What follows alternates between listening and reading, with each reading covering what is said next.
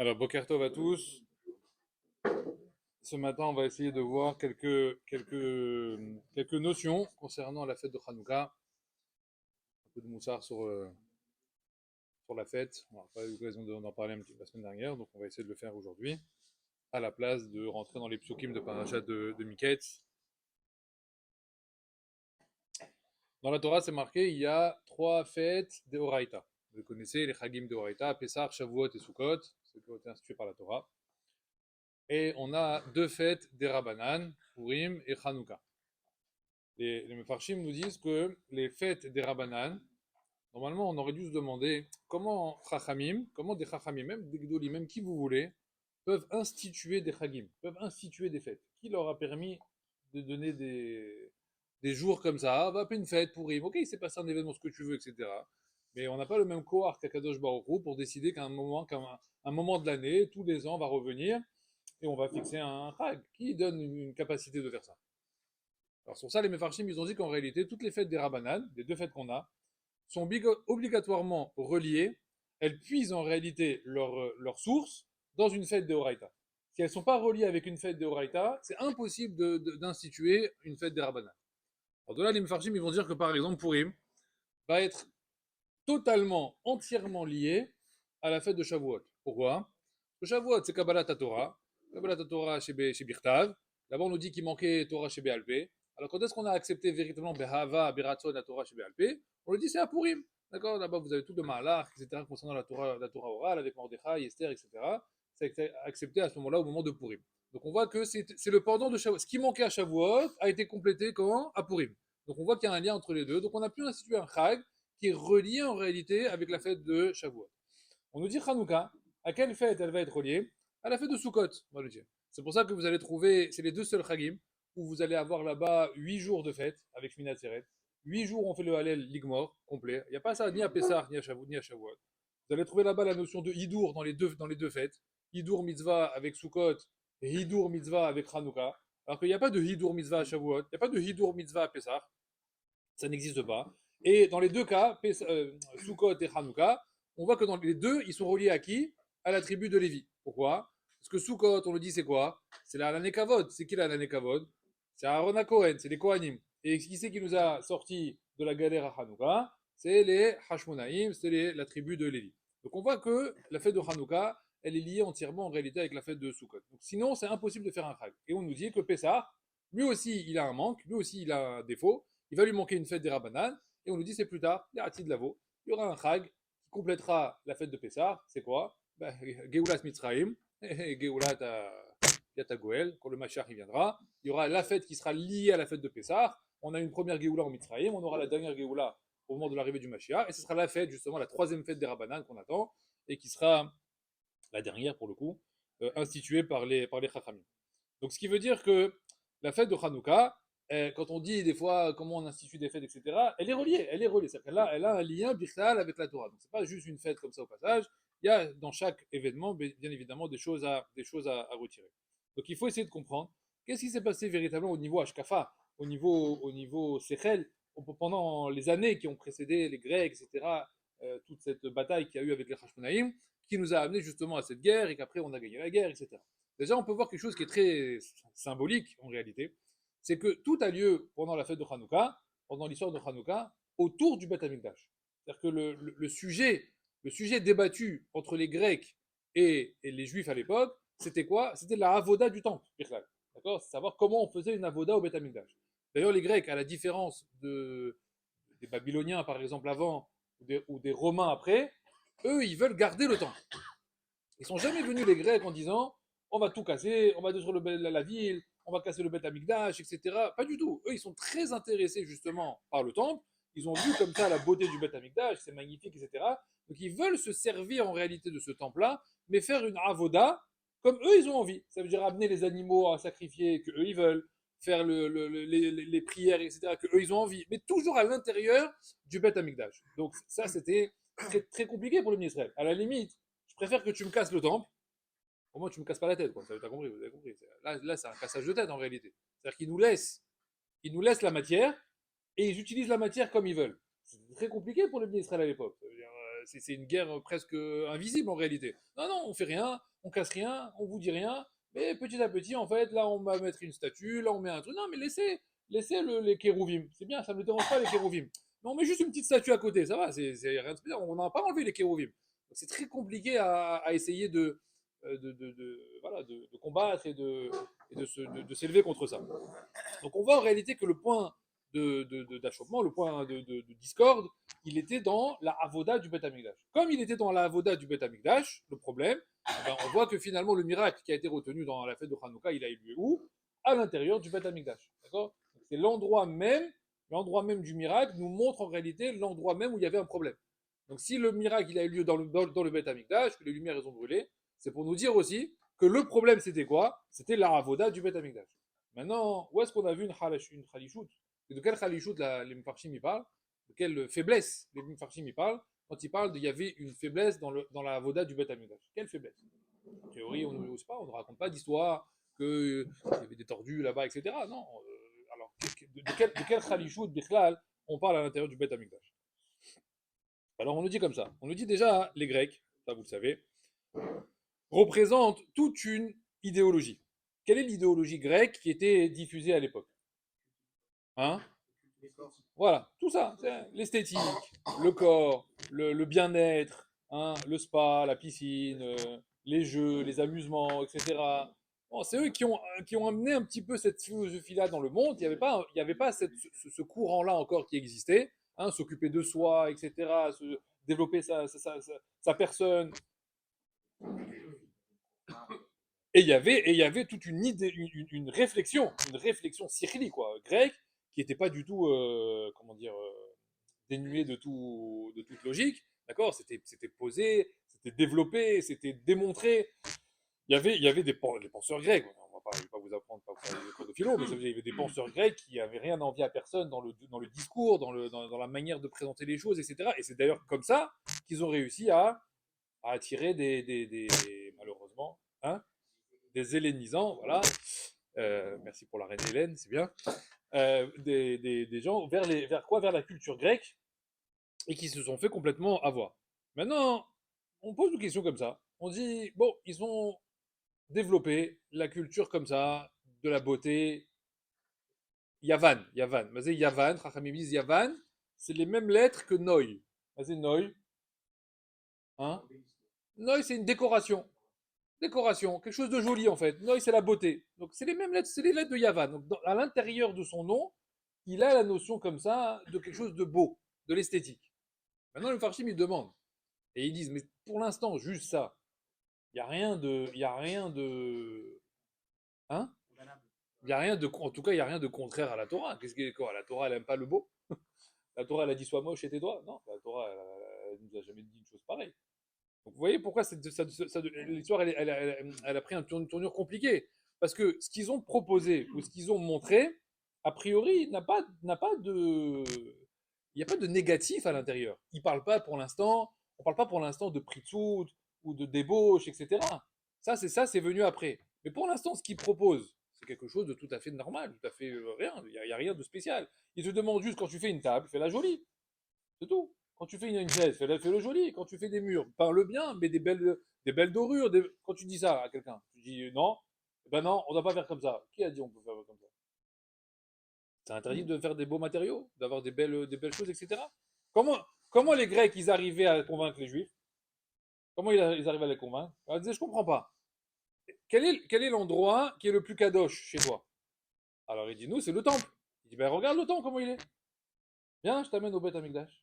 Il rentrait là-bas, qu'est-ce qu'il lui montrait?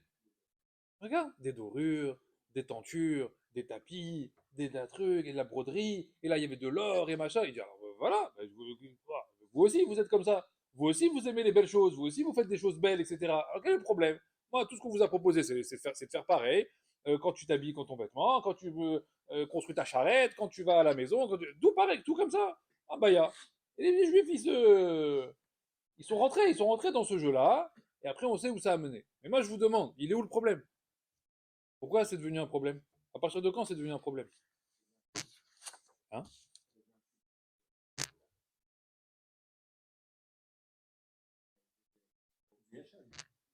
Alors, ils leur ont pas demandé d'oublier Hachem. Oui, mais indirectement, c'est-à-dire que Pourquoi? Qui t'a dit qu'avec ça, je vais oublier Hachem?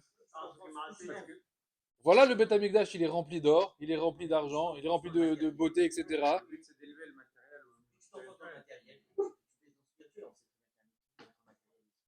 Alors? Si tu cherches plus à l'élever et que Et eux, on vient de dire il y a une seconde, ils n'étaient pas sikhli, ils n'étaient pas spirituels, ils n'avaient pas des belles idéologies spirituelles, ils faisaient pas de la philosophie. La philosophie, c'est spirituel, c'est pas matériel.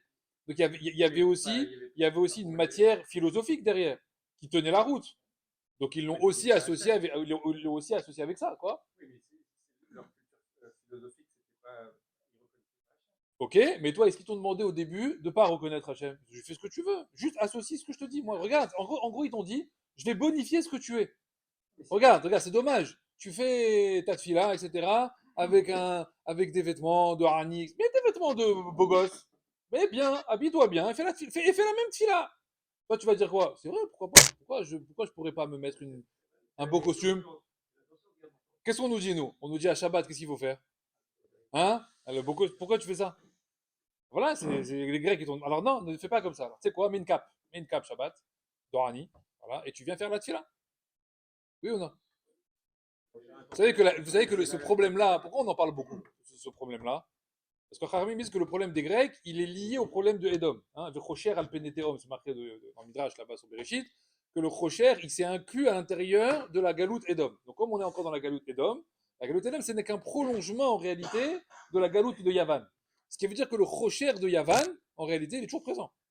D'accord. Alors aujourd'hui, si les Grecs ils viennent aujourd'hui, ils se diraient purée, on n'avait jamais imaginé une chose pareille. Mais alors là, là, vous êtes au top là, parce que franchement, tout ce qu'il peut y avoir de beau, de spectaculaire, d'attirant, etc. La vérité, nous, on n'avait pas pensé à tout ça. Mais c'est exponentiel. Et là, ça a explosé depuis 10, 20, 30 ans, etc. Donc il faut bien comprendre de quoi on parle pour savoir qu'est-ce que j'ai le droit de prendre, comment j'ai le droit de le prendre, et qu'est-ce que j'ai le droit d'utiliser pour ne pas me faire avoir de la même manière. Parce que sinon, ça veut dire qu'en réalité, on est quoi, nous, aujourd'hui? On est les juifs de là-bas de Yerushalayim à l'époque, et en fait, on est tout simplement en train de se faire avoir. Le problème, c'est que si on se fait avoir, il va rester que 5 bonhommes pour nous sauver, quoi. Ça veut dire, nous, on n'a pas envie d'en arriver là. Et eux, là-bas, il faut savoir que les Bnei Israël, ils pensaient pas faire quelque chose de mal. Vous comprenez ça? C'est qu'ils n'étaient pas en rébellion en train de dire, eh ben maintenant, on veut plus de ça, on est les méchants, et vous serez des gentils tout seuls là-bas, et nous, on devient les méchants. Pas du tout. Les Juifs qui tournaient vers les Grecs, ils expliquaient aux autres, mais oui, mais c'est comme ça maintenant qu'il faut faire. C'est beaucoup mieux d'être juif comme ça que d'être juif comme vous maintenant. On a compris maintenant que ça, c'est mieux comme ça d'être juif. Vous comprenez le système? Comment l'opposition, elle s'est faite? Donc, c'est-à-dire que toi, maintenant qui es de l'autre côté, comment tu te combats ça? Comment tu expliques à l'autre que. Mais non, attends, là, tu dérapes. Bah, vas-y, explique-moi comment je dérape. On a vu une semaine, ils ont interdit Rosh Chodesh, Shabbat, les mikvaot. Ça, c'est ce que je vous ai dit. Ça, c'est après. Ça, c'est quand. Ça, c'est un peu. Oui, allô. Ça, c'est un peu comme on dévoile le poteau rose. T'as compris? Mais au début, les Grecs, c'est pas ça. Pendant 100 ans, ils ont rien demandé du tout. Rien. Leur idée, c'était ça à la base. On a compris. Mais ça, c'est une fois que tu as attrapé pendant 100 ans des bonhommes. Hein, après, c'est mort en réalité. Tu as pris 3 générations. Tu as pris 3 générations. Voilà. Tu as pris 3 générations t'as mis 3 générations, t'as mis 3 générations dans le décor. Et après, maintenant, tu leur dis, bon, Brit Mila, laisse tomber, ça va, ça y est maintenant. C'est fini le type. C'est facile d'abandonner, tu comprends? Mais nous, justement, c'est ce que je suis en train de vous dire. Si tu te fais, si tu réalises pas ça au départ, bah, les 100 ans, ils arrivent, et après, c'est fini. Et après, vadaï que tu fais pas Shabbat, vadaï que tu fais pas Kashrut, vadaï que tu fais pas les fêtes, etc. C'est évident. Mais ils sont pas arrivés en disant, bonjour, vous êtes les Juifs, on est les Grecs, c'est fini Shabbat. Tu fais ça, c'est le Ham Israël entier qui sort en guerre. T'as compris? Si personne.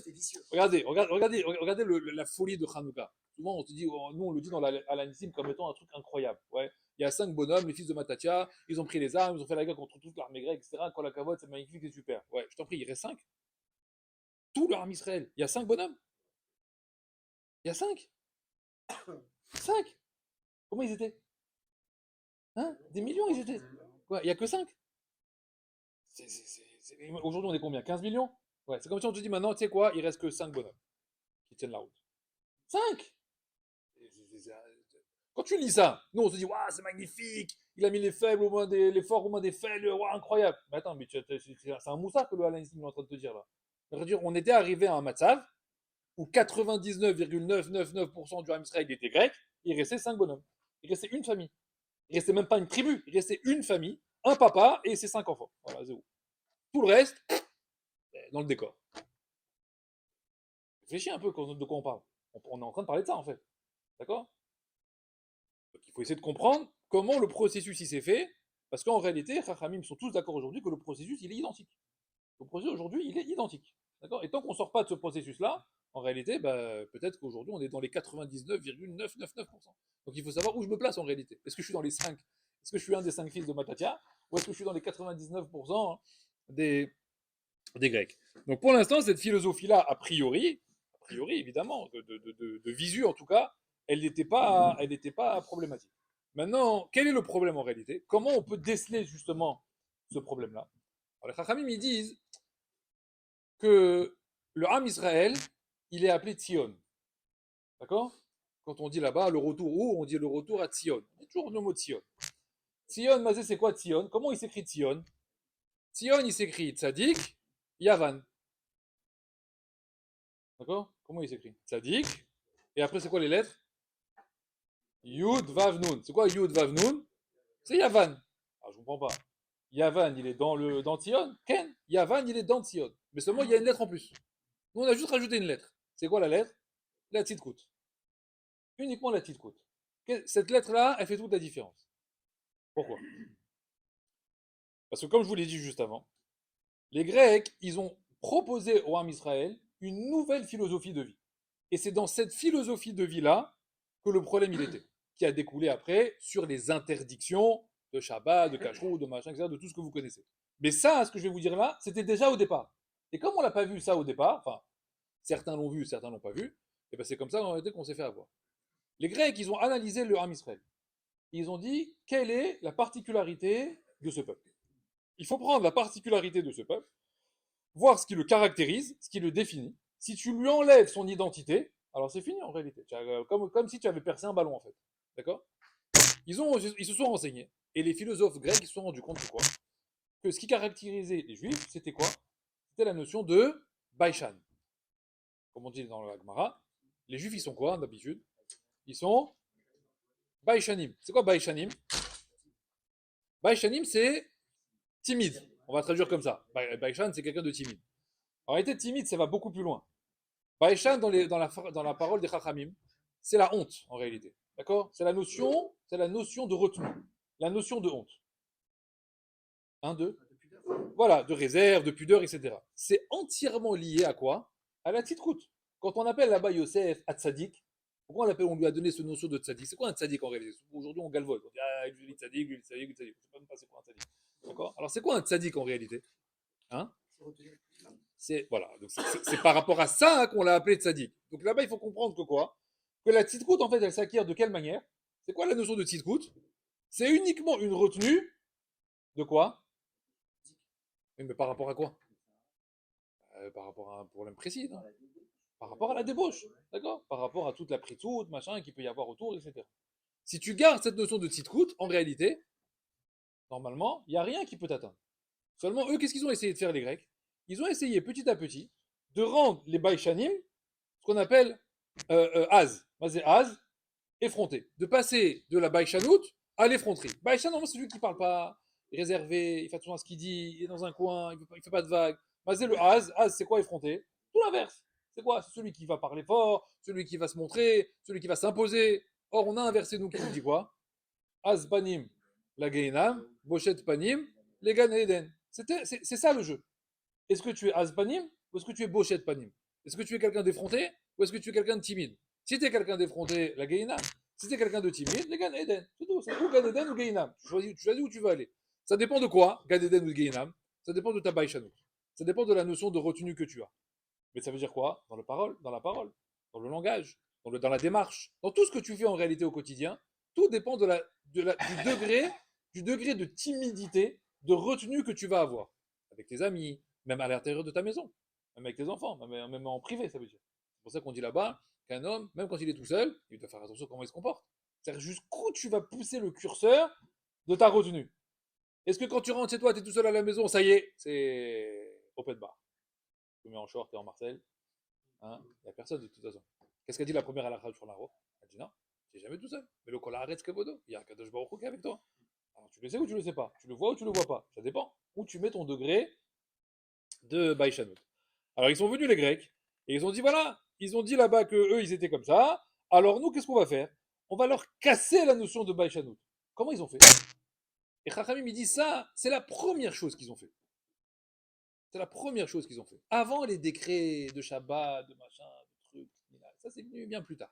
La première chose qu'ils ont fait, vous savez c'est quoi? Non. Ils sont arrivés, ils ont dit aujourd'hui maintenant on a fait un nouveau concept. C'est un concept magnifique, vous allez voir. C'est quoi? C'est qu'on enlève les portes de toutes les maisons. Toutes les maisons. Même nous aussi on fait comme ça. Nous aussi on fait comme ça. Comme ça, c'est. Ah, chacun il peut rentrer chez l'autre, etc. On est tous ensemble, vous comprenez, on est tous amis, on est tous des frères, etc. Mais ça va, il y a pas de vol, il y a des policiers, quoi. Si jamais il y a des. Ne vous inquiétez pas, il n'y aura pas de. Mais c'est comme ça pour montrer une certaine proximité les uns avec les autres. Le voisin du dessus peut aller dans son voisin en bas, etc. Il n'y a, pas de, y a pas de barrière. Qu'est-ce qu'ils sont venus? Ils ont démonté toutes les portes de toutes les maisons du pays. Un matin, tu te lèves un matin, qu'est-ce que tu vois? Il n'y a plus ta porte. Quel est l'élément principal? Demandez à votre femme. Quel est l'élément qui la protège le plus dans la maison? C'est la porte d'entrée. Hein, fermée à clé, loquée, alarme, etc. Elle a peur de la porte. D'accord? Elle a peur de la porte. Si la porte elle n'est pas fermée, elle ne dort pas de la nuit, elle peut aller se coucher. Si elle ne sait pas si elle a fermé la porte avec clé, etc., elle va se relever. Parce que c'est la porte d'entrée qui est son. Hein, comment dire, son nahat. Son nahat, c'est la porte d'entrée. T'as fermé la porte, t'as fermé la clé, t'as mis le loquet, t'as mis Pourquoi? C'est la porte. Si elle voit que la porte est là, mais qui a laissé la porte ouverte? La porte, c'est angoissant. Là, tu vas lui dire, mais ça va, dis-moi, quand j'étais petit, moi, des fois, la porte était ouverte, on s'en fichait, nous. Hein, à Sarcelles, des fois, elle te laisse ouverte, elle se fermée, tout le monde s'en fout. Dans l'immeuble, on rentrait, descendait, etc. Qui a raison en réalité? C'est elle qui a raison en réalité. Comment elle doit être la porte normalement? Elle doit être Sagour. C'est quoi cette notion quand elle dit ça? Ce qui se passe dans la maison, ça reste à la maison. Ça veut dire qu'il n'y a pas de notion qu'on peut comme ça rentrer chez quelqu'un, hein, et à n'importe quel. Comment il a loué le Ham Israël? Bilham. Qu'est-ce qu'il a dit? Qu'est-ce qu'il louait là-bas? Mais par rapport à quoi? Le positionnement des tentes faisait en sorte que l'entrée d'une tente ne donnait jamais face à l'entrée d'une autre tente. Voilà, ça veut dire qu'on ne sait pas qui rentre, on ne sait pas qui sort de la tente. Aujourd'hui, vous avez vu comment ils sont faits les appartements? Bah, tu ouvres la porte, c'est l'appartement d'en face.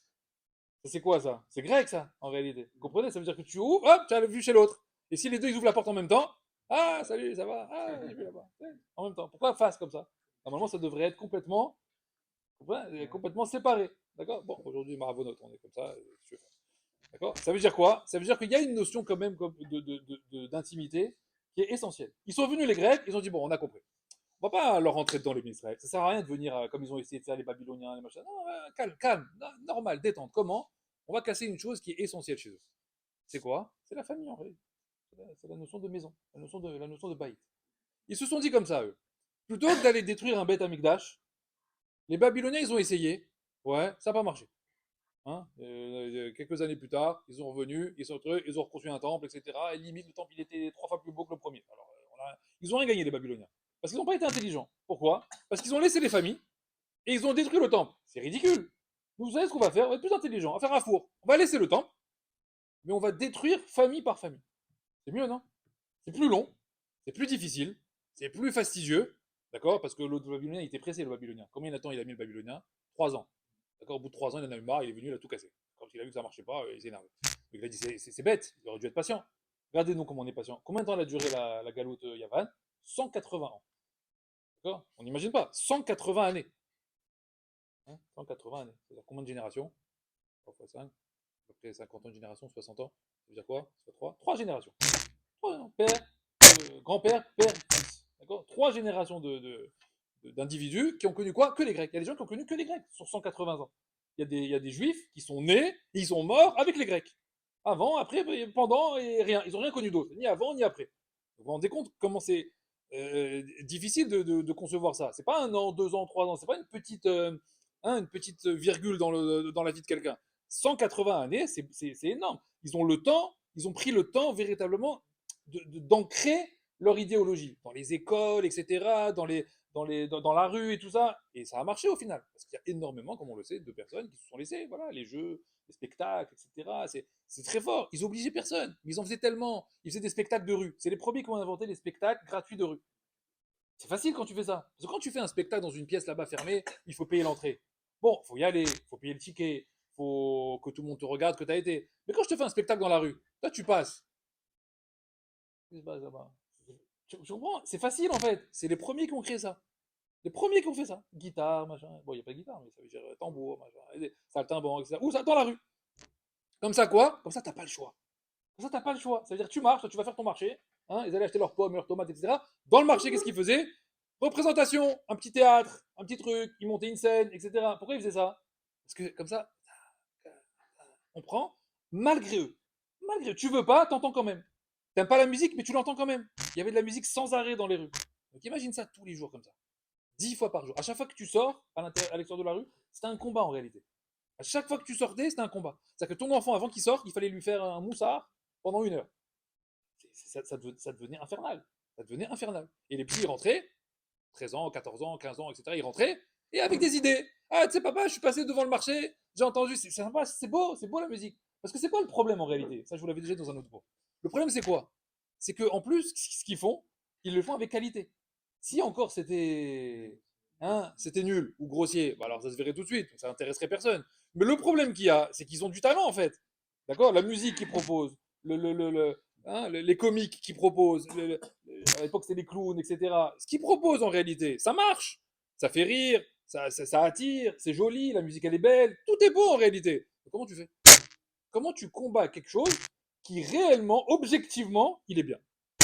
T'as ton fils en face de toi aujourd'hui, et tu dis papa, achète-moi ça. Non, non, c'est pas caché une chose pareille. Pourquoi? C'est magnifique. Regarde papa, la musique elle est belle, le truc il est beau, ça brille.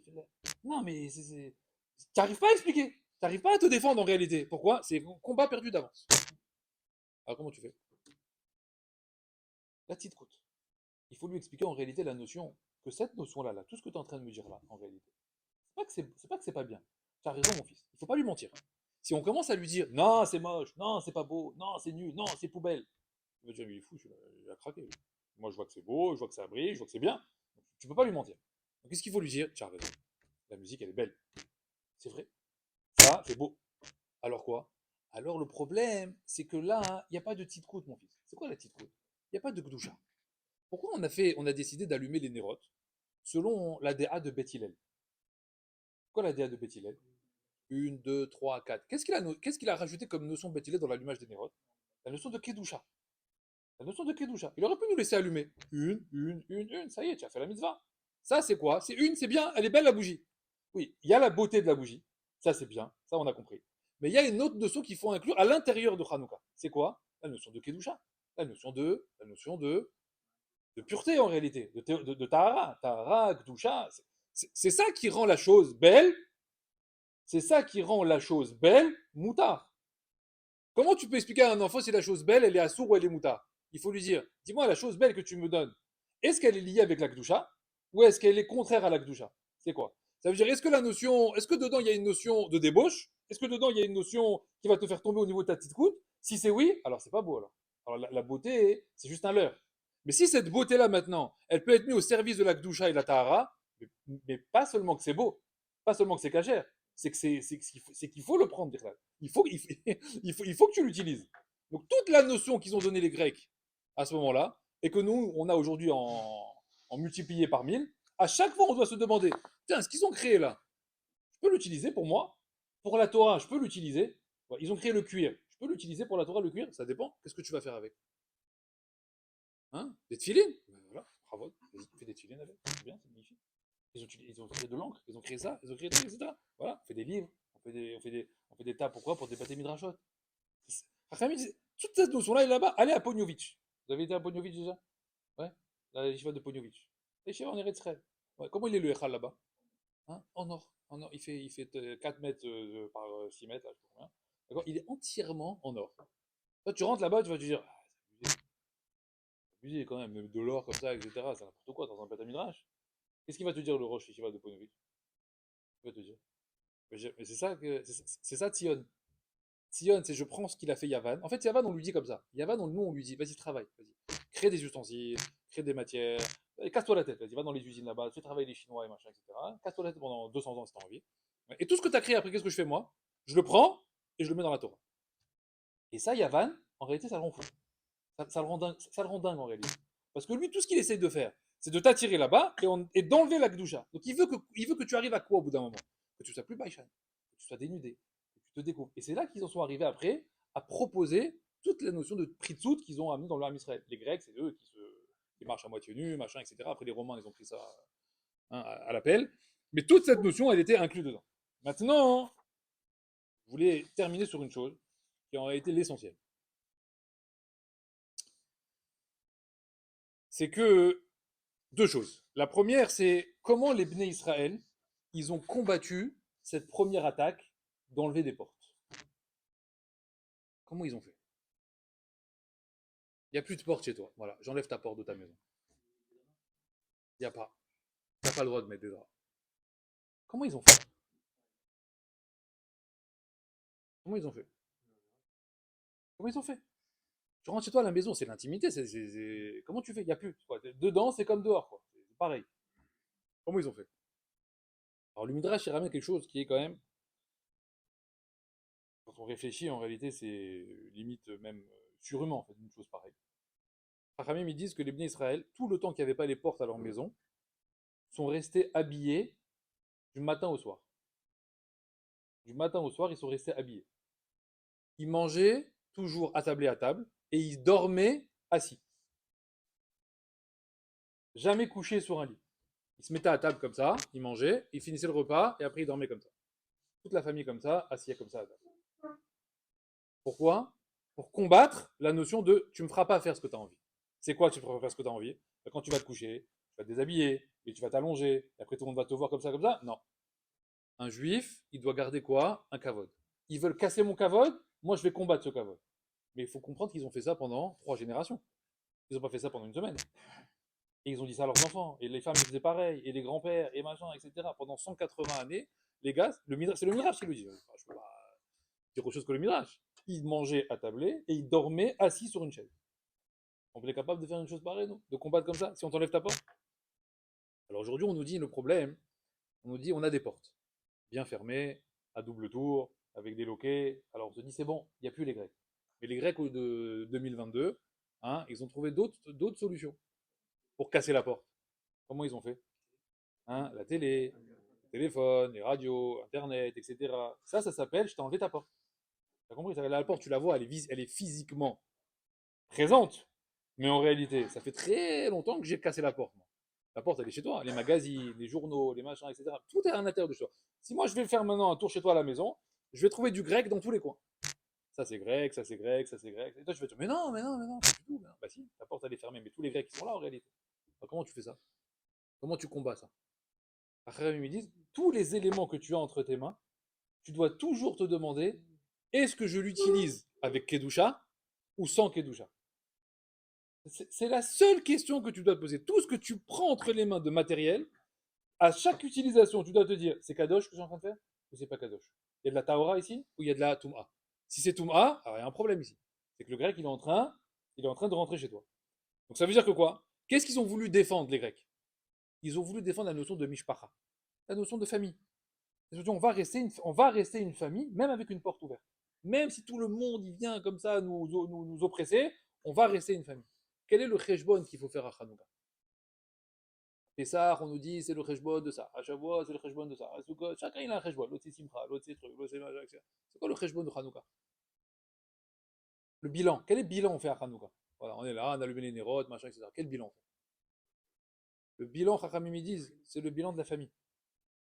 Est-ce qu'on est aujourd'hui, là, tu as allumé les nérotes, tu t'assois une demi-heure comme ça, et tu réfléchis à quoi? Est-ce que j'ai créé là maintenant une famille Yehudi? Ou est-ce que je ne suis pas en train de créer, sans m'en rendre compte, une famille gréco-yéhoudi? Tu vois, avec un peu de là et un peu de là. Un peu 50, un peu 50 ici, un peu 50 là-bas. Et avec un semblant de Torah, machin, etc. Mais à l'intérieur, en réalité, il y a que du grec. La base, elle est que grecque. Rachamim me dit Hanouka, c'est le cheshbon, c'est le bilan de la mishpacha. C'est pour ça que la mitzvah de Hanouka, elle est très différente de celle de Purim. La mitzvah de Purim, qu'est-ce qu'on nous dit là-bas? Il faut aller écouter la Megillah à la synagogue, il faut se mettre en public, il faut se mettre tous ensemble, il faut se réunir tous au même endroit, etc. Magnifique. Berov Amadrat Meler. Plus on est nombreux et mieux c'est génial. Ouais. Comment elle a été faite la mitzvah de Hanouka? Non, ça me plaît pas. Ça, c'est pour ceux qui sont en voyage, ils iront à la synagogue, allumer les nérodes à la synagogue, tant mieux pour eux, ils seront 10 là-bas, 10 là-bas, etc. Mais comment tu accomplis ta mitzvah de Hanouka? Ish ou Beto? Pourquoi Ish ou Beto? Pourquoi Ish ou Beto? Parce que l'essentiel à Hanouka, c'est de faire un bilan sur ta maison en réalité. Un homme avec ta maison. Tu dois rentrer chez toi à la maison, tu dois allumer ton air chez toi à la maison et te demander chez toi à la maison avec ta femme et tes enfants, c'est tout, la famille. Toi, ta femme, tes enfants, c'est tout, rien d'autre. Est-ce qu'on est en train, est-ce qu'on a chez nous maintenant une Mishpacha Yehudi? Parce que ce que les Grecs, ils ont voulu fracasser, c'est ça, ce que je vous ai dit au début. Ils n'ont pas voulu casser le Beth Amikdash. Ils ont voulu casser quoi? Baït, les bâtiments, les Bnei Israël, les maisons des Bnei Israël. Donc moi, maintenant, quand je fais la misa de Hanouka, comment je sais si j'ai réussi à combattre les Grecs ou pas? Savoir si ma maison, elle est restée quoi?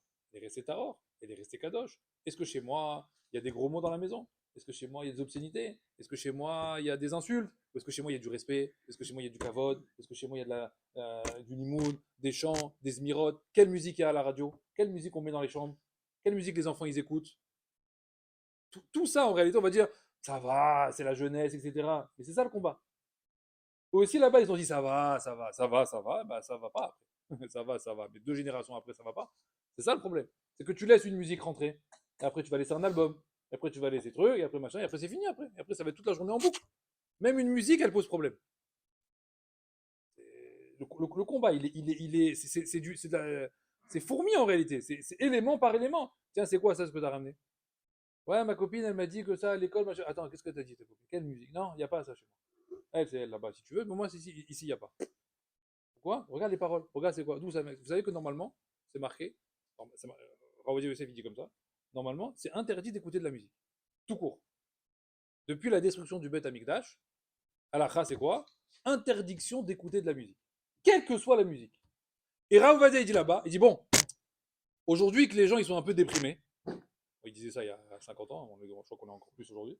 D'accord. Il dit que les gens aujourd'hui ils sont un peu déprimés, ils sont très faibles, comme ça il dit, dès qu'il leur arrive une galère, pendant 3 semaines tu les vois plus. Bon. Et que la musique, elle a une capacité d'apaiser, de rendre un peu de simra, etc. Alors il a dit, on va dire, alors on autorise Shiré Kodesh, les chants saints. Shiré Kodesh. Hein? Donc Beyoncé, ouais, voilà, Beyoncé, c'est pas très kadosh. Voilà. Et mieux que ça, ils vont dire les Chachamim. Parce qu'après, quand tu lis les commentaires là-bas, il y a le décor, il y a l'envers du décor. Il dit là-bas, ça dépend également du chanteur aussi. Quand on dit Shiré Kodesh, c'est pas seulement que les paroles qui ont été données, elles sont belles, machin, etc. Elles véhiculent des belles paroles. Qui chante? Celui qui chante, il est Shomer Shabbat. Celui qui chante, il est Kadosh. Celui qui chante, il est quoi? Il a une boucle d'oreille et le crâne rasé? Comment il est celui qui chante? Si le Mechaber, on va l'appeler, l'auteur, il est pas bon, ouais, alors à quoi ça sert ce qu'il a écrit? À quoi ça sert ce qu'il a écrit? C'est vrai que les Chachamim ils disent que lire un livre, même où tout est vrai dedans, de quelqu'un qui l'a écrit, qui est Chiloni complet, ou Shomer, ou comment dire, pas Shomer Shabbat, Mechalel Shabbat, etc., le livre, il ne faut pas le lire. Parce que Chachamim ils disent que chaque auteur de livre, il met sa neshama à l'intérieur du livre. C'est-à-dire qu'il a une partie de lui qui est partie à l'intérieur du livre. Donc quand tu lis le livre, qu'est-ce que tu prends en réalité? Qu'est-ce que tu prends? Tu prends une parcelle de la personne qui écrit. Pourquoi on nous dit aujourd'hui que quand tu lis un Rambam, tu lis un Shulchan Arour, etc., qu'est-ce que tu fais en réalité? Comment tu puises en réalité la gadoute de ce qui est écrit? C'est rien que des mots sur une feuille. C'est quoi ça en réalité? C'est que tu captes en réalité la neshama du Mechaber. Et c'est pareil aussi quand tu lis l'équipe ou quand tu lis le monde. Tu captes un petit peu le nefesh, ça, hein, de celui qui a écrit l'article. Donc, c'est aucun intérêt. Donc en fait, tu perds un petit peu de terrain. Donc tout ça, c'est le combat qui est amené. La dernière chose que je voulais vous dire, c'est celle-là. C'est celle-là, et Bémet, c'est la chose essentielle. Les Chachamim, ils demandent, et ils disent comme ça. Ils disent, je comprends pas. Les Grecs, les Hashmonaïm, ils se sont mis en tête de prendre les armes et d'aller fracasser les Grecs et de dire, eh ben nous, on flanchera pas. Et maintenant, on est arrivé à la conclusion qu'il faut faire la guerre contre les Grecs. Chose qu'ils n'ont pas fait pendant des centaines d'années. Et d'un coup, pitom, ils ont une lubie. Les Mefarshim me demandent, ils disent, de quel psak halacha ils se sont basés, sur quel psak halacha ils se sont basés pour aller faire la guerre aux Grecs? Comment ils ont eu le droit d'aller faire la guerre? Je vous explique où est la question. Les Chachamim me demandent, ils disent, pour quelle raison on a le droit de se mettre en danger par rapport à la Torah? On nous dit normalement, si on te demande de transgresser une mitzvah, Ouais. Ou sinon, tu es en danger de mort. Qu'est-ce que tu dois faire? Non, ça dépend desquels. Normalement, dans l'absolu, c'est quoi? C'est quoi? Tu dois invoquer le verset Vachai Ba'em. Il dit Rachamim. C'est quoi Chai Ba'em? Et tu vivras. La Torah, c'est fait pour vivre. Ça veut dire quoi? C'est-à-dire que demain, je te demande, ne fais pas Shabbat, sinon je te tue. Bah, je fais pas Shabbat, je m'en tranquille, pas grave. Mange du porc, sinon je te tue. Ok, demande du hazir grillé, je mange du porc, pas de problème. Pourquoi? Parce que je veux pas, parce que la Torah m'a dit, bah, Haïbaïm. Hein? Voilà, on le dit, le Rambam dit, sauf les trois principales, sauf Gilou Yarayot, Shirudami, Mavodazara. Ouais. Donc comment les Grecs, quand ils sont venus leur dire, ferai pas Shabbat, ferai pas Mila, ferai pas Kashrut, ferai pas Mivé, ferai pas, etc. Pourquoi tu pars en guerre? Pourquoi tu fais la guerre? Pourquoi tu veux t'opposer à eux? Laisse passer. Laisse tomber. On nous dit comme ça. On nous dit, pourquoi il y a eu une guerre à Hanouka et par exemple à Purim, on va à Purim, il n'y a pas eu de guerre. Il y a eu la guerre après. Mais c'est que pendant un an, qu'est-ce qui s'est passé à Purim? Rien. On a attendu comme ça. Aman, on sait qu'il va nous tuer dans un an et on fait rien. Et on attend. Ce qui va se passer pendant un an? Pourquoi tu jeûnes? Prends des épées et fais la guerre. Qu'est-ce qu'ils ont fait les Hashmonaïm? Il y a marqué là-bas qu'ils ont fait un jeûne les Hashmonaïm. C'est pas du tout la même réaction. On voit que la réaction est complètement différente. Là-bas, on se tait, on fait Taranit, on fait Tfila et on jeûne. Et là-bas, il n'y a ni notion de Taranit, ni jeûne, ni rien du tout, ni même Tfila. Est-ce qu'il y a marqué que les Hashmonaïm ils ont fait des Tfilotes, ils ont réuni quelques Keilot, rien du tout. Qu'est-ce qu'ils ont fait? Ils ont pris des starakol, des épées, des arcs et ils ont fracassé la tête des Grecs. Ça n'a rien à voir. Limite, c'est Roll ce qu'ils ont fait là. Nulle part il y a marqué qu'ils ont invoqué Hachem, etc. Rien du tout. C'est une guerre normale, quoi. Ils ont pris des avions et des tanks et ils ont été faire la guerre. Qui leur a permis d'aller faire la guerre? Il y a une histoire dans la Gemara qui dit comme ça. À l'époque des Romains, il y avait un rave comme ça, hein, on avait interdit d'étudier en public sous peine de mort. Les Romains, ils avaient interdit d'étudier en public sous peine de mort. Là-bas, il l'histoire avec Rabbi aussi Ben Kisma, où là-bas c'est marqué que, il étudiait la Torah à Barabim, il réunissait quand même des kilos de Barabim, et il étudiait la Torah quand même au péril de sa vie, etc. Qu'est-ce qu'il lui a dit son rave? Il a dit pourquoi tu continues à étudier la Torah en public? Son rave, il lui a dit ça. Il lui a dit tu sais que plus tard, tu vas rendre des comptes sur ce que tu es en train de faire. Il dit pourquoi? Je suis en train d'étudier la Torah, c'est la Kedusha, c'est la Torah. Il dit non. Il dit c'est faux ce que tu fais. Pourquoi? C'est Xerat Ameler, c'est Xerat Akadosh Baruch Hu de faire une chose pareille. Il a décidé qu'il n'y avait plus de Torah Barabim. Alors tu dois te plier à ça. Parce que là, tu es en train de te mettre en sakanat des fachos, tu es en train de te mettre en danger. Qui te permet de te mettre en danger pour cette chose-là? Il y a marqué dans la Torah, et si la Torah elle est bafouée, alors tu te mets en danger? Non, il y a marqué Gilou Yarayot, Shukut Damir, Avodazara. Il n'y a pas marqué Limut Torah. Alors Limut Torah, tu restes chez toi et t'attends que ça se passe. Qui te permet de faire une chose pareille? Donc je vous pose la question. Les Mfarjim, ils ont demandé comment les Hashmonaïm, ils ont été se mettre, ils sont 5. Il y a un Inyan qui vont s'en sortir, les 5. Vous savez que les Hashmonaïm, c'est marqué dans le Midrash, que quand ils partaient faire la guerre, c'était pourquoi ça? C'était pas pour gagner la guerre. C'était pourquoi? C'était pour mourir. Ils se sont dit, bah, on préfère mourir les armes à la main. On va pas mourir assis sur une table, non. Ça fait 180 ans qu'on est assis sur une chaise, bon, on en a un peu marre. D'accord, la chaise, elle commence à devenir un peu inconfortable. Ouais, bah alors on va prendre les armes et on va aller se battre là-bas. Mais les frères, ils ont dit, bon, les gars, bon, on est 5 quand même, ils sont 100 000 là-bas. Qu'est-ce qui va se passer? Bah, écoutez, shalom aleichem. Voilà, on fait Kaddish maintenant, parce que de toute façon, c'est mort, en fait, en réalité. Donc ils allaient pourquoi, les Grecs? En réalité. Ils allaient pour mourir. Ils savaient très bien qu'ils allaient mourir. Les Hashmonaïm, ils savaient très bien qu'ils allaient mourir. Oui ou non? Mais qui te permet de faire ça? Qui te permet d'aller mourir comme ça? Attends chez toi tranquille à la maison. Ça se trouve dans 20 ans, Hachem il va faire un nouveau sipo, il n'y aura plus de Grecs et c'est fini, l'histoire elle va passer. Voilà, fais un peu de. Fais tchouva, fais ta hanoun, fais ce que tu veux pendant 15 ans, et le train il passe, hein. Non, non, non, non, le train il passe pas. Bah tu sais quoi, on préfère aller mourir sur le front, et tant pis pour nous. Comment ça? Qui permet une chose pareille? Rachami dit il y a un problème ici. Il faut comprendre qu'est-ce qui leur est passé par la tête des Grecs, des Hashmonaïm. Quoi? Qu'est-ce qu'il y a? Quelque part, il y avait les trois fautes. Quelle Emouna? Ils avaient l'Emouna qu'ils allaient mourir, je te dis. Tu comprends? Le Midrash, il dit, ils avaient Emouna qu'ils allaient mourir. Donc, c'est bien, non? C'est encore pire. Voilà, ils préfèrent mourir. Mais qui te permet d'aller te tuer? Qui te permet? Peut-être que tu peux vivre encore une heure, même si tu meurs. Regarde, même si tu avances la mort de 1 minute, c'est marqué quoi, Bachamaïm? Mitraïev Benacho, tu vas rendre des comptes sur ça. Plus tu peux vivre, plus tu dois pousser. Hein? Ou Shabbat, Brit Mila, et quoi? Et Rosh Chodesh. Il y a ni Avodaz, ils n'auront jamais demandé Avodazara, ils n'auront jamais demandé comment ça s'appelle, etc. Hein? C'est pas ça, Gilou Yarayot. Gilou Yarayot, c'est tu prends quelqu'un et tu lui dis je te tue si tu vas pas avec celui-là. Il faisait pas ça avec les hommes. Les hommes, j'ai rien, moi. Après, c'est venu ça avec Yehudi. C'est à ce moment-là qu'ils ont commencé à se lever. Mais sinon, en fait, il n'y a pas de guerre.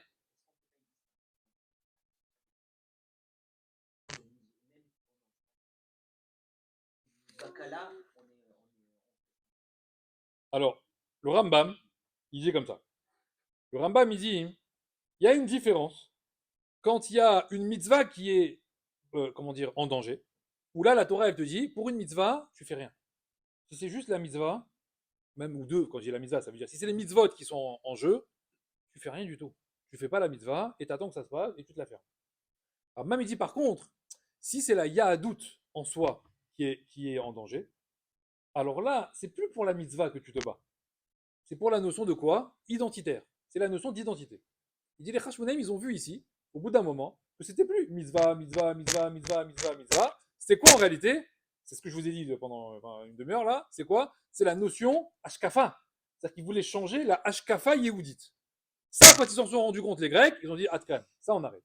Ça, c'est la raison pour laquelle eux, ils sont sortis en guerre. Et derrière, il y a une question qui a été posée par Rav Elchanan Wasserman à l'époque. Elchanan Wasserman, c'est avant, il est mort dans les camps. Avant la Shoah. C'est, oui, il a demandé comme ça. Il demandait ça à l'époque à lui, donc nous on peut demander la même question pour nous aujourd'hui. Il dit, les Hashmonaïm là-bas, ils sont sortis en guerre. Et pourquoi nous on sort pas en guerre? À chaque génération qu'on voit que les mitzvot elles sont attaquées. Pourquoi nous on sort pas en guerre? Aujourd'hui, est-ce qu'il y a une attaque des mitzvot de la Torah aujourd'hui? On va parler mieux encore. Même pas des goïms. On parle en Israël. En Israël, des juifs eux-mêmes. Est-ce qu'il y a des mitzvot aujourd'hui qui sont attaqués par des juifs eux-mêmes? Ça existe ou pas? Hein, vous avez vu l'ancien gouvernement là? Qu'est-ce qu'il voulait faire? Voilà. Plus le Shabbat, le Shabbat, hein, la cache-route, un peu comme ci, un peu comme ça, élevage de Hazir sur le pays. Qu'est-ce qu'ils ont fait d'autre encore? Hein, les conversions, hein, par les réformés. Parce que vous comprenez, les juifs américains réformés, après, ils vont plus nous financer. Alors, il faut un peu leur graisser la patte. Alors, on les laisse. On les laisse un peu. Les conversions, on va les accepter de tous les bords. C'est pas grave, lui, juif, pas juif, etc. Vous savez encore, Hametz à Pessar, Ken, il y a eu le problème là cette année à Pessar, qu'ils ont dit, bon, ça va, un peu de Hametz dans les trucs, hôpitaux, machin. Bon, ça va, c'est pas si grave que ça, quoi. C'est quoi ça? La Torah, elle est attaquée là? Ouais, elle est attaquée là. Là, derrière, là, moi je vous pose la question, ça, c'est les mitzvot qui sont attaqués ou c'est la Yahadout qui est attaquée? Hein? C'est la Yahadout qui est attaquée. C'est pas juste une petite mitzvah de Pessah ou de machin, c'est que quand tu accumules, et il y a ça, et un peu ça, et après ça, et les mariages, les conversions, et les divorces, bon, on l'a compris. On a compris en réalité, c'est pas la mitzvah qui t'intéresse, c'est pas l'interdit qui t'intéresse, en réalité, tu veux tout, tu veux tout égaliser.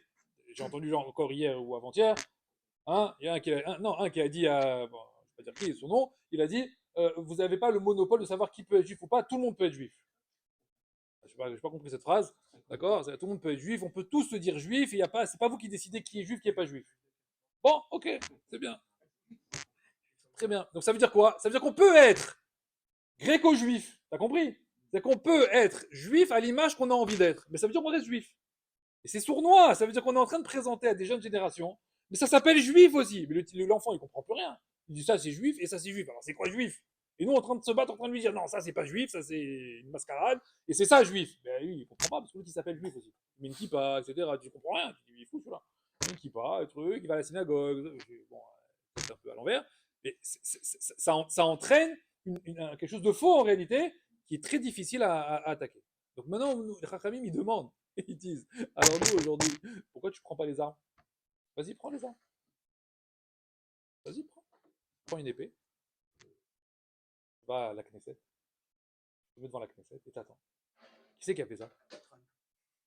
Qui c'est qui a fait ça? C'est Pinchas qui a fait ça. Pinchas, il n'y avait personne. Alors lui, c'est pas 5, lui, il était 1. Encore moins, lui. C'est 600 000, tous en mode arrêté. Il voit qu'il y a un Maasé qui est pas bon. Que là, c'est pas le Maasé Zimri le problème. C'est que c'est en train de faire une Hashpa'a sur tout le Ham Israël. Donc c'est tout à Yahadout qui est en danger. Qu'est-ce qu'il fait Pitras? Il prend sa lance et il y va, il fracasse tout le monde. Et il s'est dit quoi, Pinchas, quand il y va? Je vais mourir. Au pire, je vais mourir, c'est pas grave. Eh ben, je meurs. Mais au moins, je reste pas comme ça, pas ballon, en train de laisser faire. Oui ou non? Parce que là, c'est la Torah qui est en jeu. C'est la Yahadout qui est en jeu. Donc j'y vais. Ouais, alors pourquoi nous, on n'y va pas? On se lève pas. Rav Elchanan Wasserman, il a posé ça avant la Shoah. Il a dit, j'ai pas vu de révolte. Il a dit, j'ai pas vu de... Non, on vient te chercher à la maison. Cohen, ouais, tu fais des affaires, tu t'en vas. D'accord. Quand on lui a appris ça, Rav Elchanan Wasserman, il a dit, il y a un truc que je comprends. Il a dit, pourquoi, dans les années avant qu'il meure, dans les années 38, 39, etc., pourquoi les Juifs, ils n'ont pas pris des couteaux de cuisine, genre, et ils n'ont pas fait la guerre avec... Et après, tu meurs, de toute façon, tu vas mourir. Mourir pour mourir. Mais fais la guerre. Ici, c'est la Yahadout qui est en jeu. C'est pas juste n'allume pas Hanouka ou ne fais pas Pourim ou ne fais pas Shabbat. On s'en fout de ça. Là, c'est la Yahadout, c'est des générations entières. Ils vont fracasser 100 ans de vie. Alors bouge-toi. Non, des moutons. On va, on fait et on dit rien. Alors, il a dit, j'ai pas compris. Alors, quand il a dit ça à un élève, son élève, il lui a dit, alors Rébé, il faut prendre les armes et il faut faire la guerre. Il lui a dit non. J'ai rien compris. Tu me dis, il faut faire la guerre. Je me dis, je comprends pas pourquoi il faut faire la guerre. Son élève, il était chaud maintenant. Il lui a dit ça.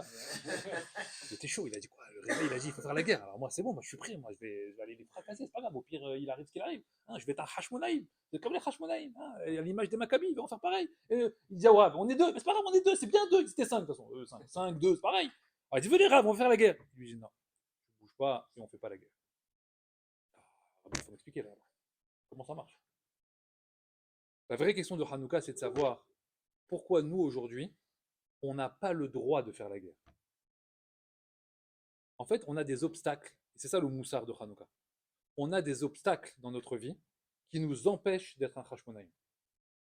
Et en fait, c'est une claque, en fait. Parce que les Hashmonaïm, ils avaient une capacité, ils avaient quelque chose que nous, on n'a pas aujourd'hui. Et c'est pour ça qu'on a l'interdiction de faire la guerre. Et que s'il arrive la même chose que les Hashmonaïm, on a l'obligation de quoi? De baisser la tête et de se taire. C'est quoi les choses qu'ils avaient les Hashmonaïm? Hacham, ils avaient trois choses. Trois qualités que nous, on n'a pas aujourd'hui. La première qualité qu'ils avaient, Hachamim ils disent, c'est la conviction. C'est quoi la conviction? La conviction qu'un juif digne de ce nom doit pratiquer la Torah et les mitzvot. Ça veut dire quoi? C'est pas de moi dont je parle. Quand tu vois quelqu'un extérieur à toi, ton cousin, ton oncle, ton voisin, ton copain, peu importe, il pratique pas Shabbat. Il fait pas Shabbat. Qu'est-ce que tu vas te dire, toi? Qu'est-ce que tu te dis? Qu'est-ce que tu te dis? Ok, tu vas dire, je vais essayer, je vais lui parler un peu de Shabbat, etc. Bon, il fait toujours pas. Qu'est-ce que tu te dis? Mais qu'est-ce que tu te dis? Quelle opinion tu as de lui? Ok, mais quelle opinion tu as de lui? Et après, vas-y, et après.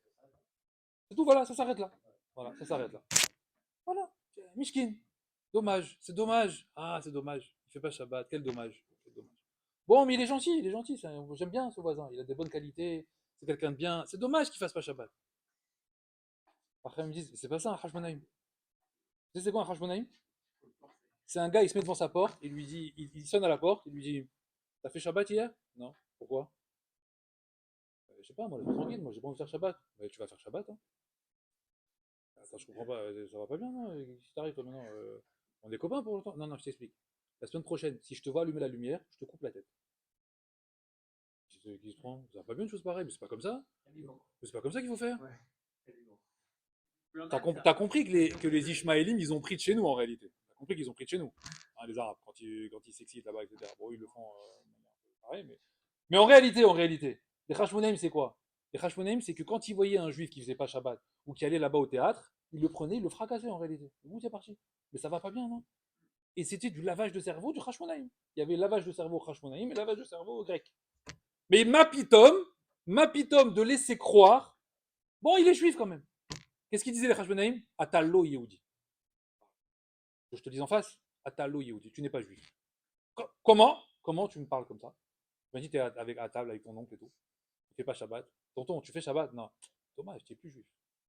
Hein? Toute la famille comme ça. Ah ouais, tu n'es plus juif, ça y est. Pourquoi? Ben, un juif, il fait Shabbat. Un juif, il fait Shabbat. C'est ce que je vous ai dit tout à l'heure. Ils ont laissé croire qu'on pouvait garder juif et pas Shabbat. Non, tu n'as pas compris. Juif, c'est Shabbat. Pas Shabbat, mais c'est pas juif. Hafetz Chaim, il a écrit. Hafetz Chaim. Du coup, je peux me permettre.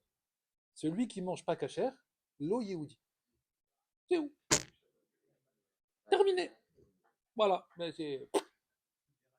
ça, c'est le coup de poignard. T'as compris? Il n'y a pas besoin de faire la guerre. Moi, je parle avec des mots. Il dit Hafetz Chaim. Tu manges plus kasher, à lo Yehudi. Alors, tu peux faire des discours de bisounours, des discours de kirouv. Allez, tu vas y arriver, t'es un bon juif quand même, et viens quand même à la Sina demain, etc. Mais là, tant que tu n'as pas compris que tu es de ce côté de la barrière, et que de ce côté de la barrière, tu t'appelles pour Akadosh Baruch Hu Lo Yehudi, alors tu n'as pas compris. Comment il s'appelle Comment il s'appelle il y avait Esav et Yaakov. Il y avait Esav et Yaakov. Esav, il est de quels parents? Esav, il est de deux parents juifs. Pourquoi il n'est pas juif alors? Pourquoi il est l'ascendant de tous les goïms? Pourquoi? À partir du moment où tu es sorti du guéder de la Torah, comment la Torah elle t'appelle? Goy, Zéou, c'est tout, Nigmar. Je m'en fous moi de tes parents. Qu'est-ce qu'ils amènent les juifs aujourd'hui qui font rien comme preuve? Eh, mes parents, ils sont juifs, hein. Bah, j'ai une ketouba, hein. Voilà, j'ai la ketouba en Ukraine, voilà, ils sont mariés là-bas en Ukraine, machin. Donc j'ai juif, voilà, voilà. Mais c'est ça, juif. Juif, c'est un bout de papier où il y a marqué que tes parents, ils sont mariés à la synagogue.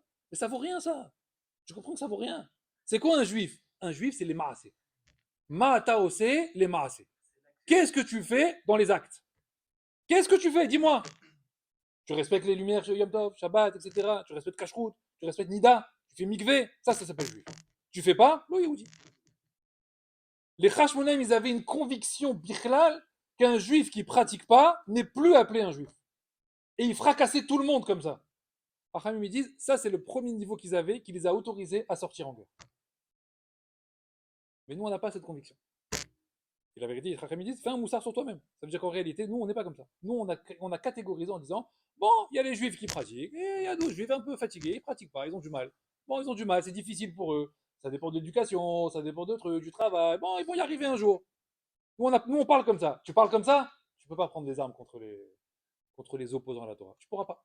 Tu n'es pas un Hashmonaïm. Tu es 99,9%, tu es là-bas. Tu es chez les Gréco, chez les Gréco-juifs. Parce que tu acceptes l'idée que les deux catégories peuvent exister. La deuxième notion qu'ils avaient, les Hashmonim, c'est quoi? C'est qu'ils faisaient tout l'ishma. Tout l'ishma. C'était pas pour eux. C'était pas pour leur intérêt personnel. Ils s'en fichent eux, quoi. Après, on va les appeler. Et Yehuda, il a fait ça. Et Maccabi, il a fait ça. Et Shimon, il a fait ça. Yehuda, Maccabi. Ils s'en fichent complètement. Ils font ça uniquement pourquoi? Pour l'honneur d'Hachem. Uniquement l'ishma. Uniquement les Shem Shamaim. Or, nous, 99,9% des choses qu'on fait, hein, qu'on parle, qu'on dit, qu'on agit, etc., c'est quoi? C'est uniquement si moi j'ai un intérêt. Uniquement si moi j'ai une petite part là-dedans, je vais gagner quelque chose à l'intérieur. Si j'ai quelque chose dedans, alors j'agis. Mais si j'ai rien à gagner, même mieux que ça, si j'ai à perdre, je vais me mettre en danger. Est-ce que je suis capable de perdre pour sauver un juif d'une mitzvah, etc. Enfin, moi je vais le sauver, mais moi je vais perdre, c'est relou. Franchement, non, il a qu'à se débrouiller. Hein. Non, qu'à se débrouiller. Moi, je garde mon Shabbat bien comme il faut. Hein. Moi, c'est important. Moi.